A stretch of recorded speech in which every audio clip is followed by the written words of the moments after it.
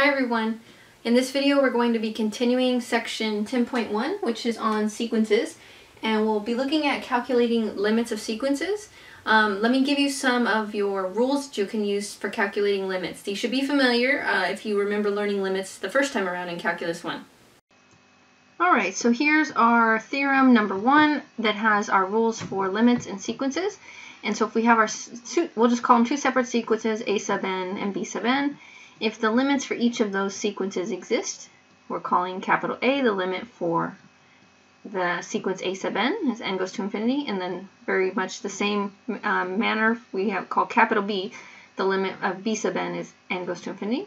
If those limits exist, then you can use these rules. So if you have two sequences and you want to add them up and then take the limit as n goes to infinity, you're going to get the same result as if you had added up the individual limits. And the same thing is true if you do subtraction, so the difference rule. And then for the constant multiple rule, if you have your limit times a constant, just think of it as like factoring that out. You can take the limit of the sequence first and then times by that constant. If you're multiplying two sequences and then you want to take the limit, it's the same result as if you take the individual limits and you multiply them. And then the last one, the quotient rule, same for division. If you have the limit of the sequences being divided, then it's the same as the individual limits getting divided, as long as the bottom one isn't 0, because we don't want to divide by 0. Okay, so let's use these rules.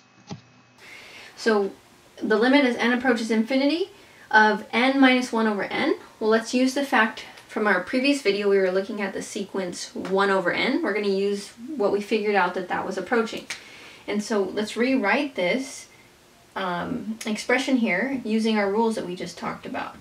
So if you separate this fraction, notice that you'll have this is n over n minus 1 over n. So this limit is actually of, this becomes 1 minus 1 over n. I know I kind of squeezed that in there weird. And then we have the difference rule that says that we can just separate this, and honestly you might do this part in your head and you don't have to write this out every time, but you can make this two separate limits. Okay, my limit word is getting squiggly there, okay, and approaches infinity of 1 over n. So the limit of a constant is just that constant, so this is 1, and from the previous video we know what this is going to be, or if you just think about it from learning about limits, this sequence approached 0. If you think of it plugging in infinity here, the top is going to stay at 1, but the bottom's going to grow. So it's like 1 out of a huge number is like 0. So this is minus 0. So this is just 1. All right, let's take a look at this next example. So from when the first time you learned limits, when you're approaching infinity, what you wanted to do was divide all the terms by the highest power of n, in this case, in the denominator. So what I'm going to do is I'm just going to divide all of the terms here by n over 6. Or sorry, n to the 6th power, n to the 6th. Okay, so let me squeeze this in here, n to the 6th, n to the 6th. Okay, and so we get the limit as n approaches infinity, 4 over n to the 6th minus, this just becomes 7, over, this becomes 1, plus 3 over n to the 6th. And then we know that the sequence that has a constant over n is going to approach 0. Same thing as if you think of plugging in infinity. The bottom's going to get really big, but the top is going to stay at this constant. So it's like 4 out of a trillion is like 0. Same thing's going to happen here. This is 3 out of a trillion. It's a huge number. It's like having 0. So this just becomes 0 minus 7 over 1 plus 0. Final answer, negative 7. Alright, so hopefully that's sort of a refresher. You remember your limits the first time around when you learned them in Calc 1, but if not, hopefully this made sense. And next we're going to look at the sandwich or squeeze theorem. Okay, so our sandwich or squeeze theorem for sequences, it's the same idea if you remember learning this theorem in Calculus 1 for functions. So it says that if you have three sequences here, a sub n, b sub n, and c sub n, and then if, notice, b sub n, it's less than c sub n, less than or equal to it, but it's greater than or equal to a sub n. So it's like it's in the middle. Okay, that's why they call it the sandwich theorem. It's like this is the middle of the sandwich, and then the bread is the c sub n and a sub n, the outside. So if this inequality holds for all n beyond some certain index value, so beyond some certain point, and if we know the limits of the outside sequences, so a sub n and c sub n, like the bread of this inequality, if we know that those two limits are the same, then the limit in the middle, for the middle sequence, it has to also be the same. So it's just like it sandwiches this limit in between the two that we know, or squeezes it in between those two. So let's use our sandwich or squeeze theorem with the sequence that we've already been looking at. We know that 1 over n approaches 0. Okay, so we're going to end up using that here. So for our first example, well, what happens as n approaches infinity when we have cosine n over n? And this might not be a nice function to look at, but let's see if we can use this theorem. And so remember from trig and think about what cosine is saying. If you have cosine of any angle value, any angle measure, the greatest value you ever get out of the cosine function is 1. If you can picture like your unit circle in your head. 1 is the greatest and -1 is the smallest. That's the only, the highest and lowest values you're going to get from cosine.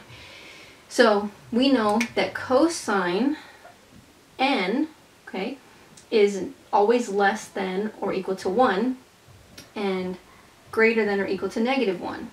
But we're also dividing by n. Okay, so we'll just divide 1 by n and -1 by n. Alright, so by our squeeze theorem or sandwich theorem, we know that the limit as n approaches infinity here, this limit would be 0. This is just going to have a negative in front, but it's still -0, so that's going to be, the limit is going to be 0 there. And so because these two limits would be 0 as n approaches infinity, this limit of this function as n approaches infinity is also 0.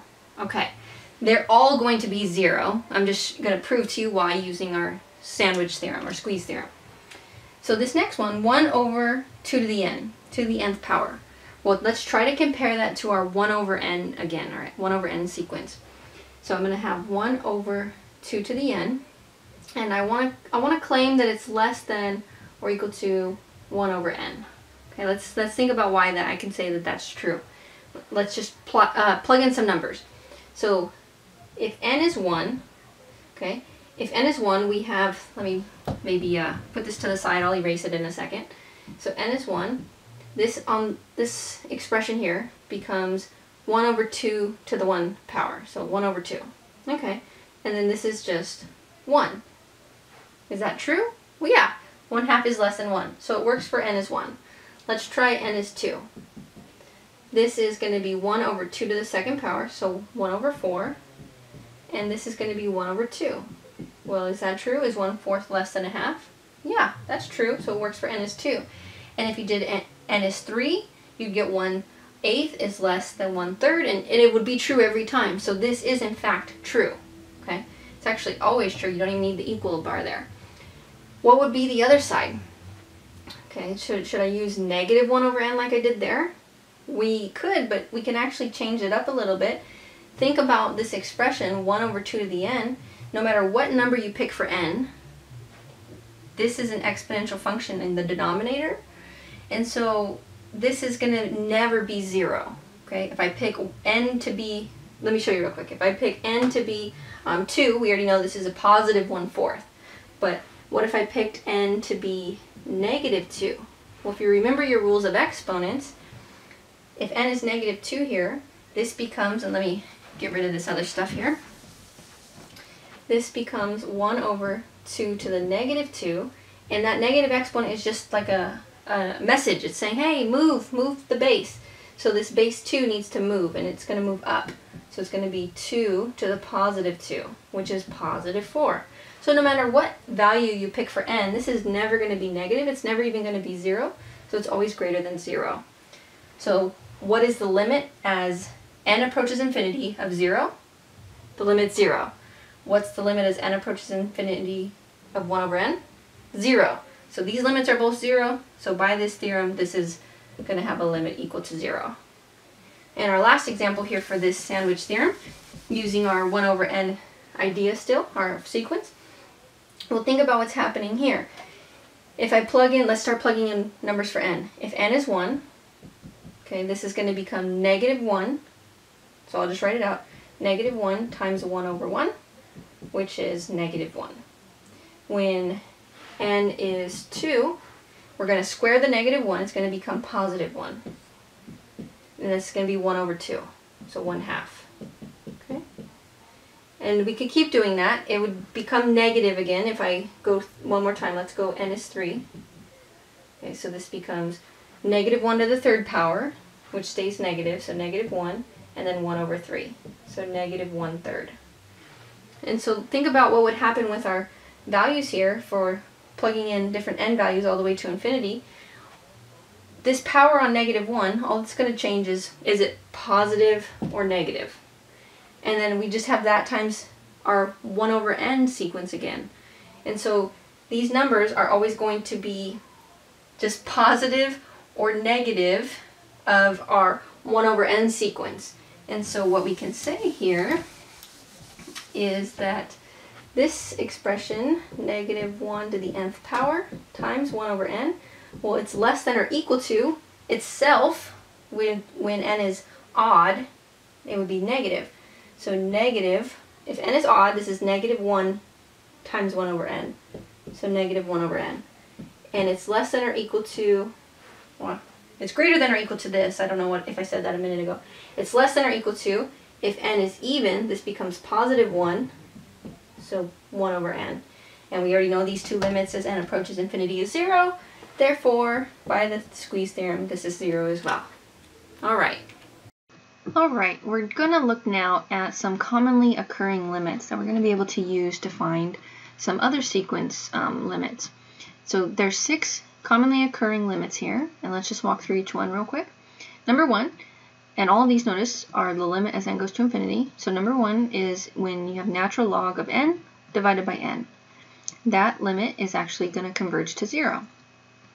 In your book actually has some proofs for some of these, so if you're interested in that, you can take a look. They can prove how this is actually 0.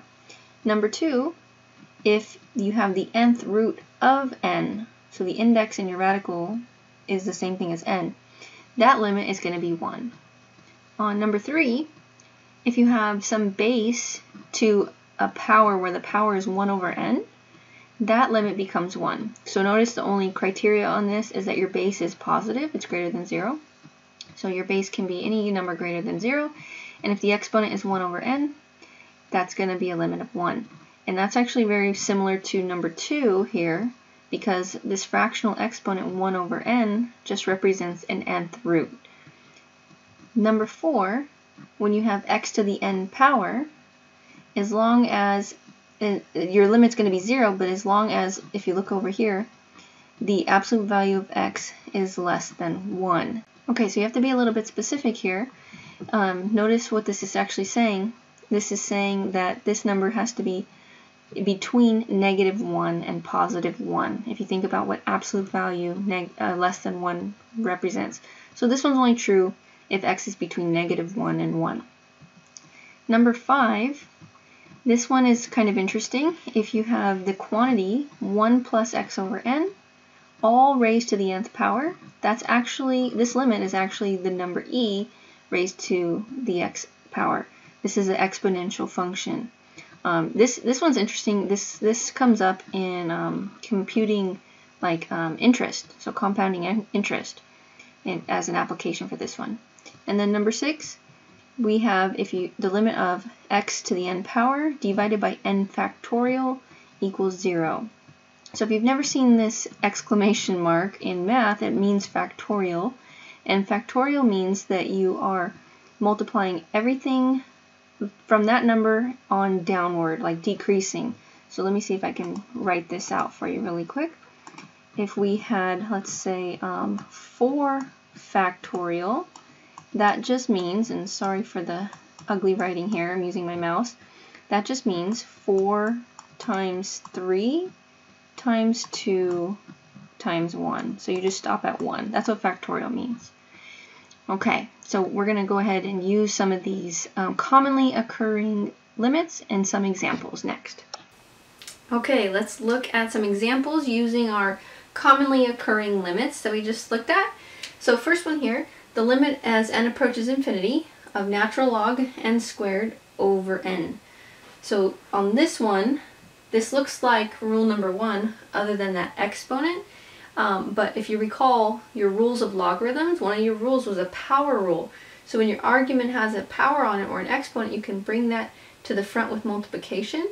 And what I'll do is I'll even bring it all the way to the front of the limit because it's like a constant multiple at that point.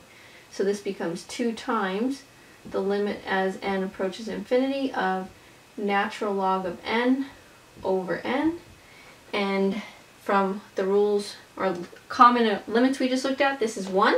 So 2 times 1, so this is going to be 2 for our final answer there. Alright, let me make that look a little better. 2. Okay, next one. The limit n approaches infinity, nth root of 3n. Okay, so we're going to use 2 different of our commonly occurring limits that we just looked at from our list. And so let's go ahead and separate this. You can say that this is the limit as n approaches infinity. This is going to be 3 to the 1 over n power times n to the 1 over n power. Because if you recall with radicals, you can rewrite a radical with a rational or fraction exponent if you take the invisible power here, like outside like this, or technically it could even be like in here, and that's the numerator, and then the index is the denominator. So this is the same as this. And then if we use rules 3 and 2, or commonly occurring limits 3 and 2 that we just looked at, if I separate this, let's go ahead and write it right underneath, as the limit as n approaches infinity of 3 to the 1nth power, I'm going to go ahead and say times the limit as n approaches infinity. I'm going to put that back in radical notation. This is the nth root of n, just to make it look more like what we just saw. Example 2 from our list, or rule 2 from the commonly occurring limits. And so this is going to be 1, this limit, if rule 3, or commonly occurring limit 3, if x is 3. In that example, if x is 3, this limit is 1, times this limit was also 1. So this is 1 times 1, so this is 1. Okay, let's keep going. Next example, limit as n approaches infinity, 100 to the nth power over n factorial. And so this one looks very much like our rule number 6, or commonly occurring limit number 6. And if x is just 100 from that example, this is just 0. Okay. Alright, so let's look at these ones over here. On this first one on the right side, we might think we should try to factor this out. Maybe if it's possible on bottom, we can definitely factor out some n's. But remember, we're approaching infinity for n. So what you actually want to do is just divide by the highest power of n in the denominator. This is similar to one we did earlier. So we have n to the 4th that we're dividing every term by, because that's the highest power of n from our denominator. And if we start simplifying just a little bit, we are going to get the limit as n approaches infinity of, this is, I'm going to leave this as 1 over n to the 4th, minus, this simplifies to 5. This is going to turn into 1, plus 8 over a single n, because 3 of the n's divide out. And then if you think of plugging in something very large, or just from our sequence we keep seeing over and over again, this one converges to 0. If we plug in something really large, this will definitely approach 0, or we proved that earlier with this sequence approaching 0. Same thing here. Okay, so this just becomes negative 5 over 1, which is negative 5. Okay, and one more here.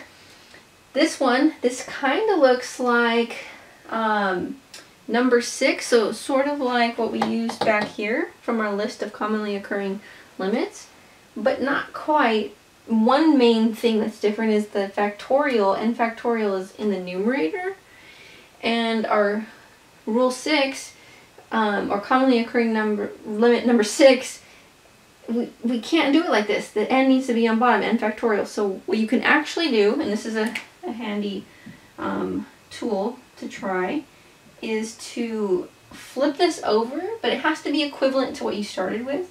So here's how you make that happen, how you do this. I can flip this expression over if I just say 1 over the reciprocal.